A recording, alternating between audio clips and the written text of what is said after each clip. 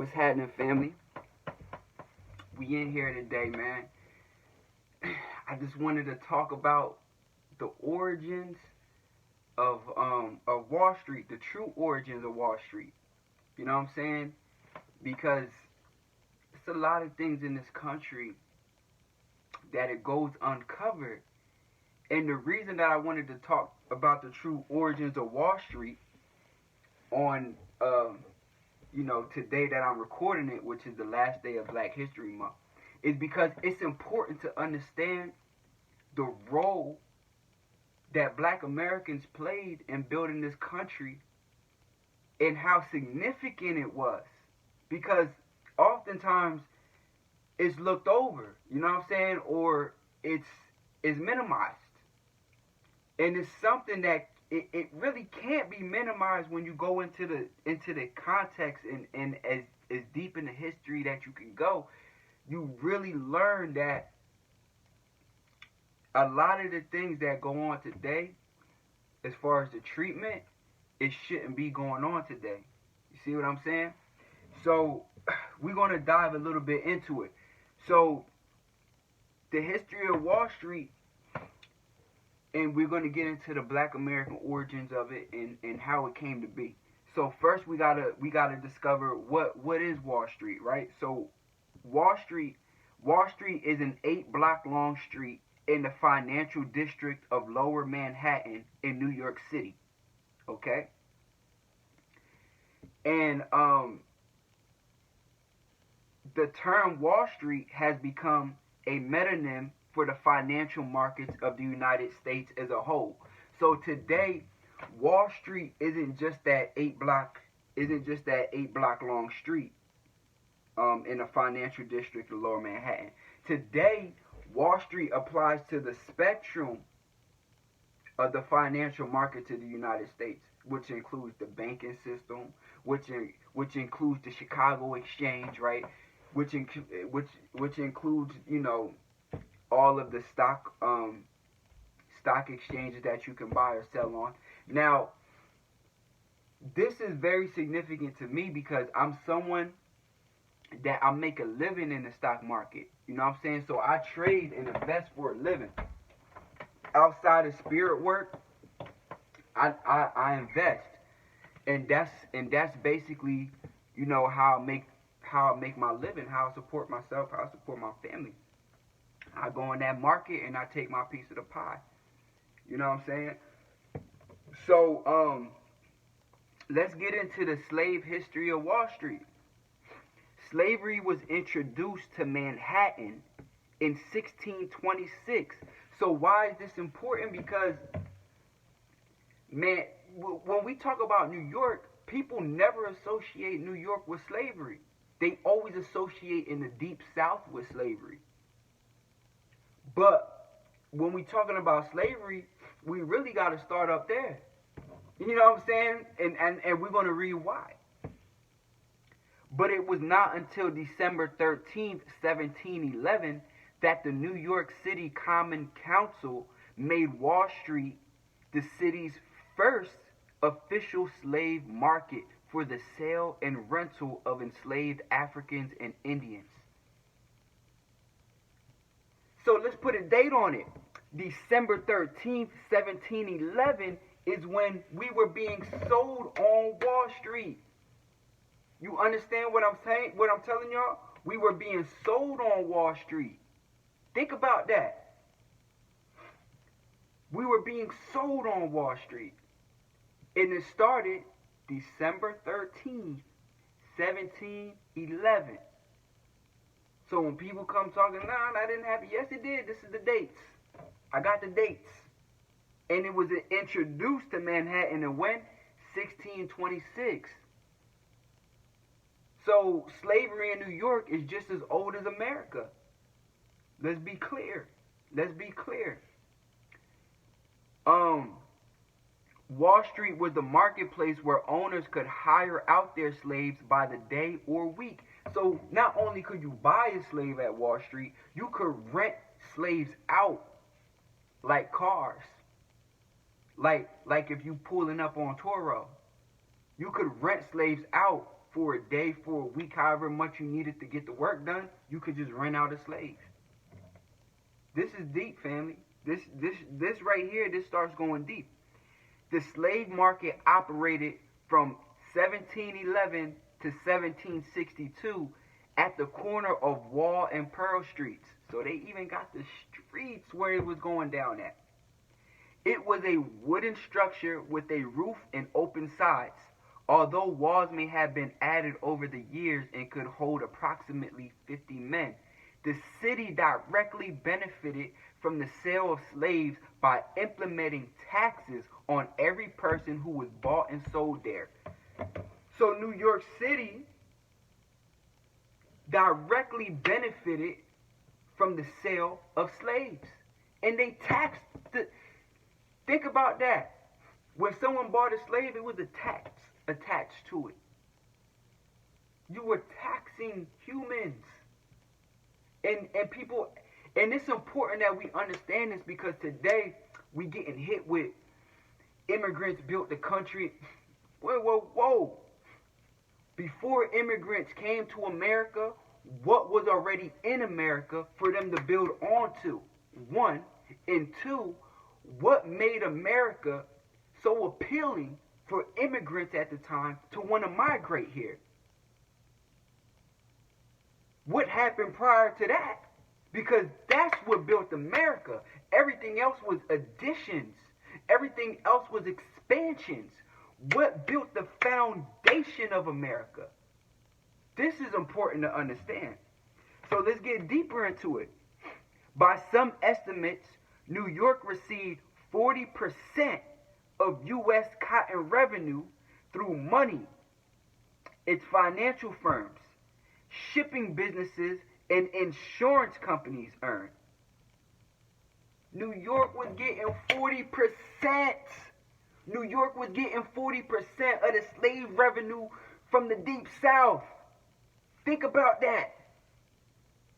New York, almost half of slave revenue was going into New York. So now, when you look at New York City and you see these big high rises and skyscrapers, how did it get there? Who built it? Who put it there? We put it there. We put it there. Black Americans put it there. Because we generated the money necessary to build it, one, and we started the initial foundations of putting in actual labor with our hands and building it. Like I said, everything else was add-ons. How did you get the initial investment? You got it in human capital. You got it in human capital. Let's never forget that about New York when we talk about New York. British and Dutch settlers relied on enslaved people to help establish farms and build the new towns and cities that would eventually become the United States, which includes the North and South. What immigrant were they talking about? Us? Because we wasn't the immigrants. We was prisoners of war. You see what I'm saying? It's a difference. It's a difference, family. It was different. And see, the crazy thing is, when I said how they sold Africans and Indians on the initial slave market, the reason that it didn't continue going with Indians that way is because the Native Americans, they knew the land. So if you caught them, you couldn't hold them because they already knew how to get out. They knew where to go. They knew how to throw the dogs off. That was their land. They knew what to eat. They knew how to survive in the wilderness of America. Where the enslaved Africans, they didn't have a clue. You feel me? Because that wasn't their homeland. So they didn't know what to do if they would even get off the plantation. And if they did have the drive to still get off, they had to face the dogs that was chasing them down. And they had to face what could happen to their families if they got caught. Like, it was a lot attached to it. You know what I'm saying? Where the Native Americans, they just knew how to move out. Oh, bet. You got us? If you don't watch us for 24/7, we out of here. See what I'm saying? And that's how that happened. Listen to this. In 2005, J.P. Morgan Chase, currently the biggest bank in the U.S., admitted that two of its subsidiaries, Citizens Bank and Canal Bank in Louisiana, accepted enslaved people as collateral for loans. So, J.P. Morgan's subsidiaries, J.P. Morgan, was accepting enslaved people as collateral for loans. So that would just be like this. You go to the bank, you want to get a loan for $5,000. Right? So you put your car up. And you say, bet, I got the title to this car. It's worth about $10,000. Okay. I'm only looking for $5,000 in the loan. So the bank says, bet, give me the title. If you don't pay off this $5,000 loan, we can come take your car. We can repossess it. And that's the same way they were doing slaves. You could use your slave as collateral, just like you could use your car as collateral at the actual bank. And this is why it's important to understand, because Wall Street today is what?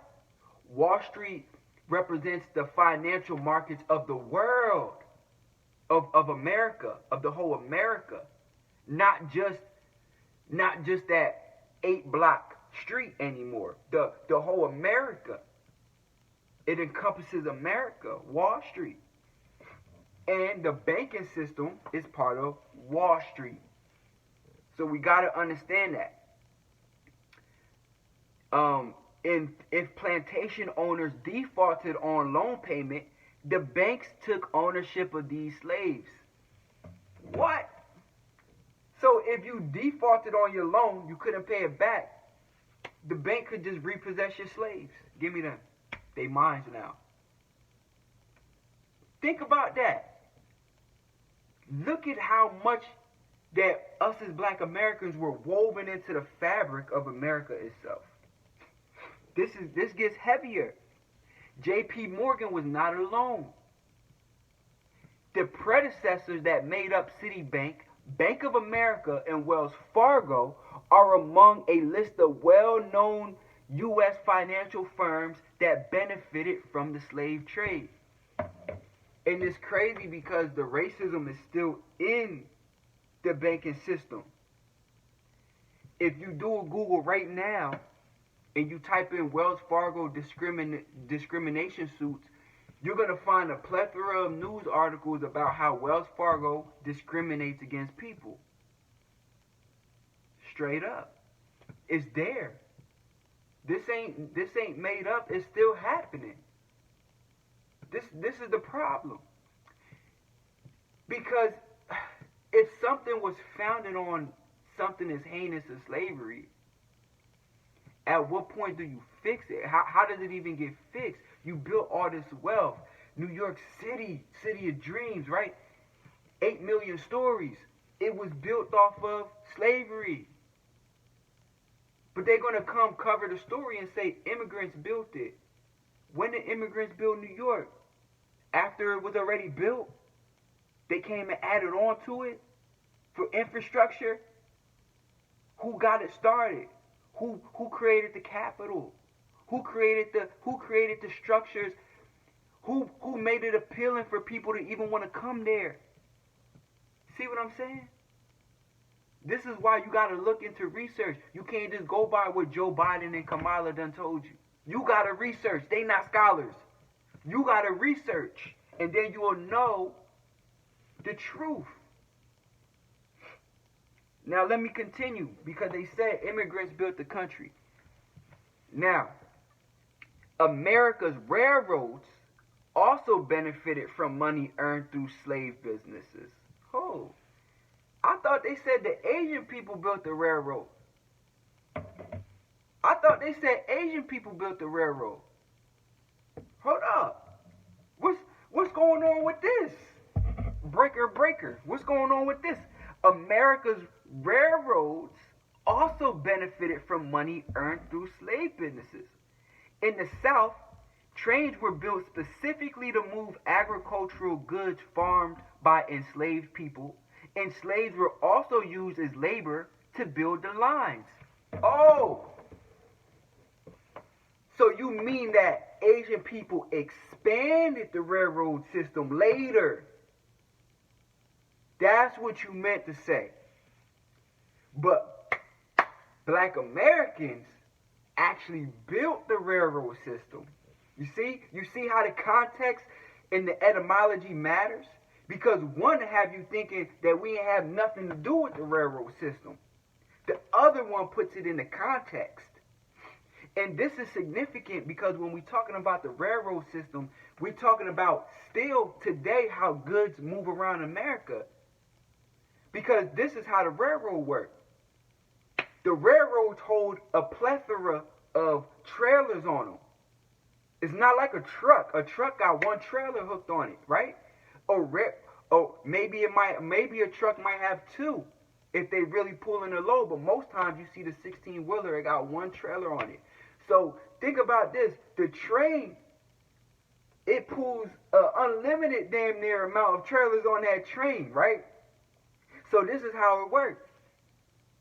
Let's say the train going from the south and is going to the Midwest.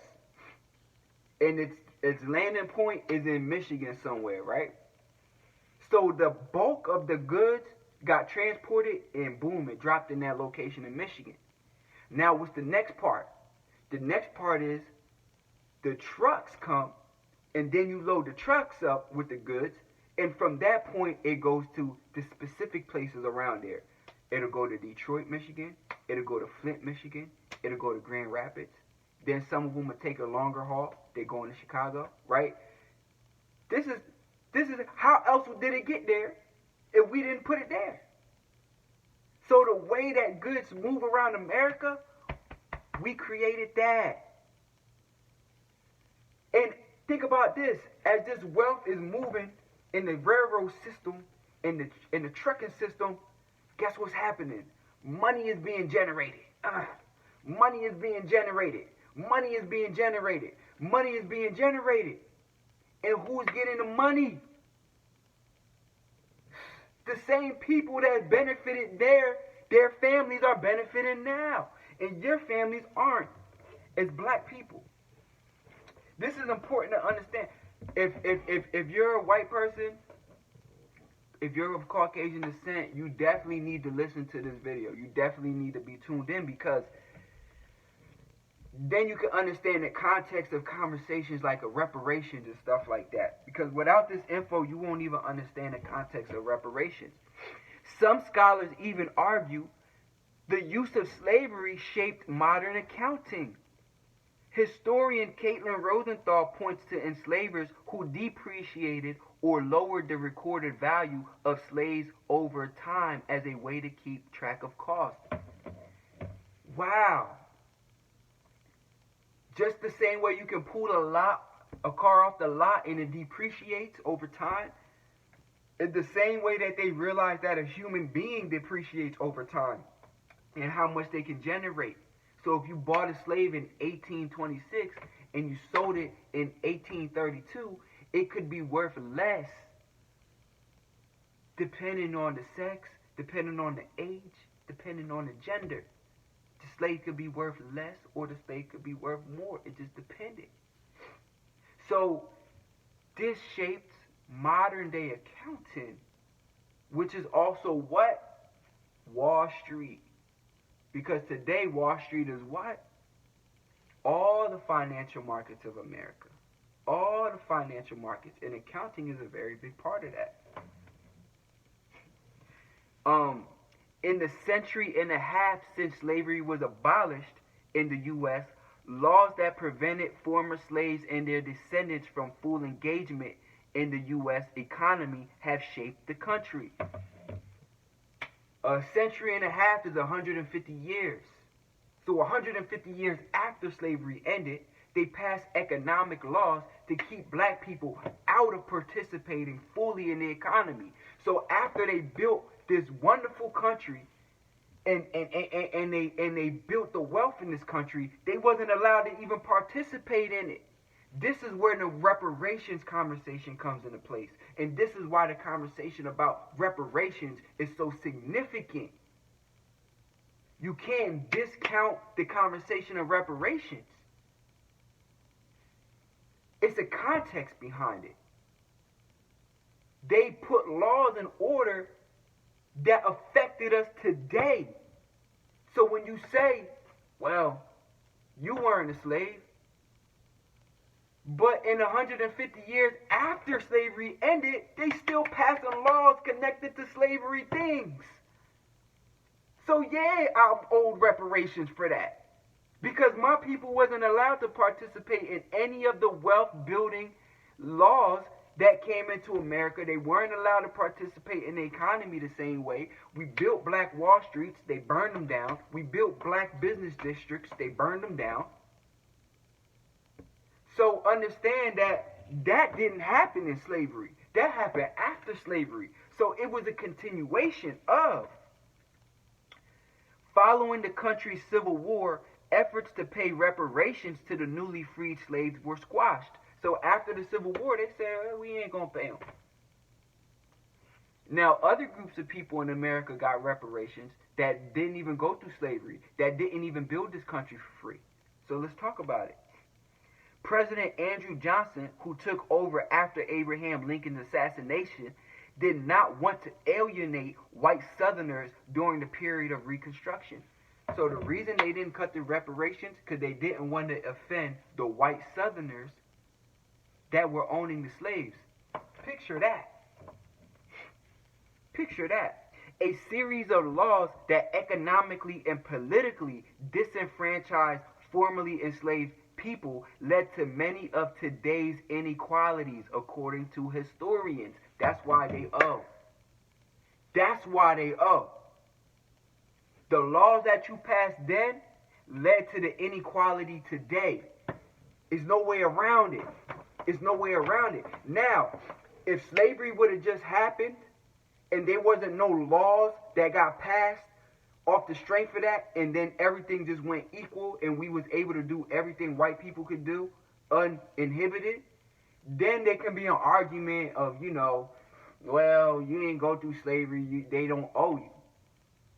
But the fact that there were laws that was passed after the fact, it makes it so that they owe. I don't understand what's this is not a hard concept to understand. It's really not. So check this out.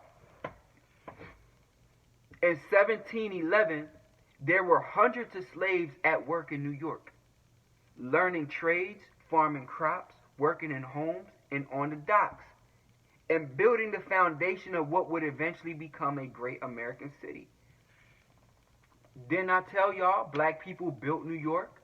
What did the immigrants have to come to? They came to what black people built. Duh. And when did it happen? By 1711. That's what I'm telling you. According to Columbia University, I'm going to say it again. See, when I'm telling you stuff, I got sources. I'm not just telling you stuff I just picked out the air. I don't talk about conspiracy theories and stuff. There's other YouTubers and personalities online that they talk about conspiracy theories and things like that. I don't talk about no conspiracy theories. That's not my thing. Okay? I'm talking about facts, and the facts say Columbia University. According to Columbia University, about 40% of white homes owned slaves at the time. 40% of white homes in New York owned slaves. So when people say, well, my ancestors didn't own slaves, yes, they did. 40% is almost half. How do you know? How do you know 40% is almost half? Somebody in your family probably owned slaves. Come on. New York was getting that money. They got 40% of the revenue from cotton, and they own, and 40% of people there own slaves in the home. And then people wonder why New York has such a racist. Remember, Eric Gardner was killed in New York. And that set it off for black people being killed on camera by police. New York go toe-to-toe with LA in terms of corruption in the police force. Let's talk about it. Because it's a real thing. It's a real thing. But you got to remember, where did it start? How did it get its start? It's just like a relationship. If the relationship was founded on something that wasn't right, how can that relationship ever get right? It was founded on things that wasn't wrong, that wasn't right. It was wrong. So how can it get right again? It probably won't, because it was founded on the wrong things, and it's going to probably fall apart. And it's the same thing with a lot of these American institutions. When we're talking about Wall Street, we're talking about something that was founded in blood, the blood of my ancestors. When we're talking about New York City, that was how it was built, we're talking about a city that was founded on the blood of my ancestors. And this also applies to the rest of America, because America was founded on the blood of my ancestors. Come on, this is not hard to understand. If you a person that got compassion, if you the person that got understanding, if you're a person that's evolved, this is not hard to understand. It's nobody hating white people and bashing white people. We just want our just due. We just want justice. We just want a fair shake. We just want what you owe. The government need to pay up, because everybody else benefited from slavery but black people. Immigrants benefited from slavery because they had a country that was lit that they can come to and prosper in. White people benefited from slavery because their ancestors instituted it. So when we're talking about the banking system and things like that, they're descendants of people that own that. When we talk about the treatment overall, well, if your founding fathers wrote the Constitution, if your founding fathers put in how this country was going to be ran, of course there's going to be biases as we move along. That's natural. That's any group of people that have a significant population or that have a power in the area. Come on, this is ABC. Now check this out. Now these are the words of James G. Van Bramer, who's the chair of the City Council's Committee on Cultural Affairs in New York. He says, in Lower Manhattan, with the exception of the African Burial Ground Memorial, there are no reminders of the slave market and the incredible injustices that happened there and have been unrecognized by our city. We must never forget what happened, and it is important that native New Yorkers, tourists, and everyone alike be reminded of what happened there, and that we mark the contributions of enslaved Africans who built our city, including our city hall and the wall that would give the name to Wall Street. So we built the city hall and we built the wall that they even named Wall Street after. Think of that. Think of that, family. And I say this to say, if you're a black American, don't let your ancestors' work go in vain. They built Wall Street, which is the backbone of America, and they did it for free. They didn't get paid for it. So you should be participating in that. You know what I'm saying? Learn how to invest. Even if you don't invest the way I do to make a living from it, invest enough to leave something to your children from it. You see what I'm saying? Invest that much that you have something to leave behind for your children's sake, because your ancestors built it. So, if you don't participate in it, why did they build it for? Just so America can get rich off of it and just down them and just minimize their contribution? And then their children don't even get the benefit off of it when things open up? Listen, my ancestors got sold in these places.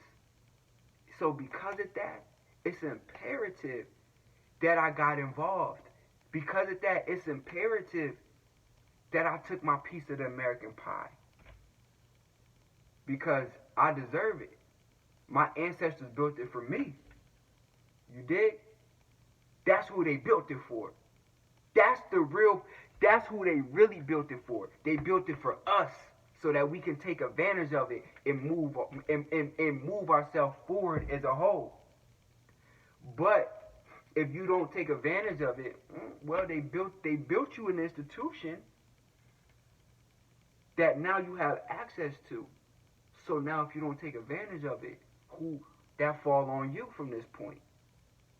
Take advantage of it, because we can't wait for the government to do what they're supposed to do. We see they're not going to do it.